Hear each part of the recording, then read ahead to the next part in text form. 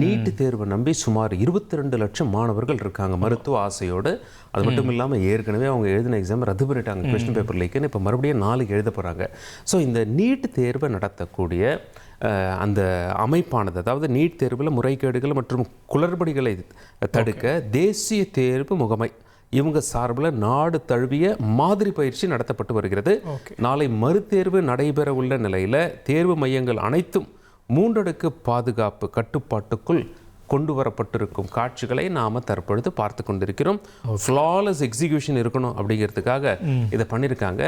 So மாவட்ட கலெக்டர்களுக்கு என்ன உத்தரவு பறந்திருக்கு வரும் இது தொடர்பாக? ஆமாம், இந்த நீட் தொடர்பாக நாளைக்கு நடக்குது. இதனால் தேர்வு சுமூகமாக நடப்பதை உறுதி செய்யணும் அப்படின்றக்காக மாவட்ட ஆட்சியர்களுக்கு தமிழக தலைமை செயலாளர் ஒரு உத்தரவையும் பிறப்பித்திருக்கிறார். அது மட்டும் இல்லாமல் தேர்வு மையங்களில் தடையில்லாத மின்சாரம் அப்புறம் பாதுகாப்பு வசதிகள்லாம் வழங்கணும் அப்படின்னு கூட ஒரு அறிவுறுத்தலோ வழங்கப்பட்டிருக்கு. சலீம், ஆமாம், இப்போ தமிழகத்திற்கான நீட் தேர்வு மேலிட கண்காணிப்பு அதிகாரியாக மாலதி என்பவரை தேசிய தேர்வு முகமை நியமிச்சிருக்காங்க. தேர்வு முறைகேடுகளை தடுக்கவும் தீவிரமாக கண்காணிக்கும் வகையில் இவர் நியமிக்கப்பட்டுள்ளார்.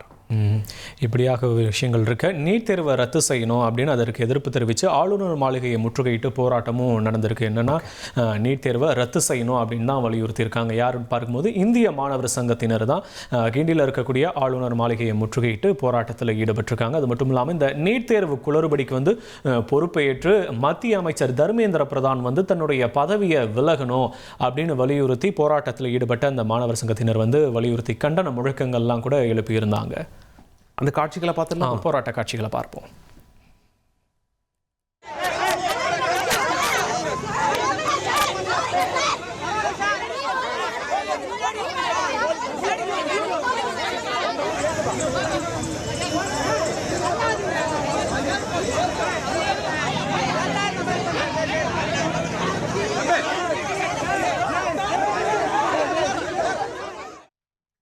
மாணவர் சங்கத்தினருக்கும் போலீஸாருக்கும் தள்ளுமுள்ளு ஏற்பட்டது. நாம் அந்த காட்சியில் பார்க்குறோம். மாணவர் ஒருவர் போலீஸாரை தாக்குற மாதிரி ஒரு காட்சியை இப்போ பார்த்தோம்.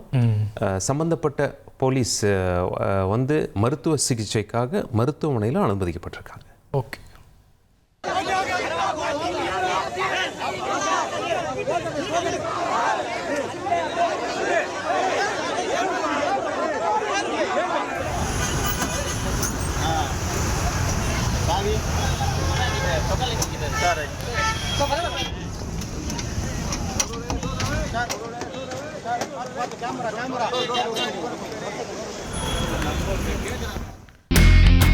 இனி செல்லும் இடமெல்லாம் செய்தி.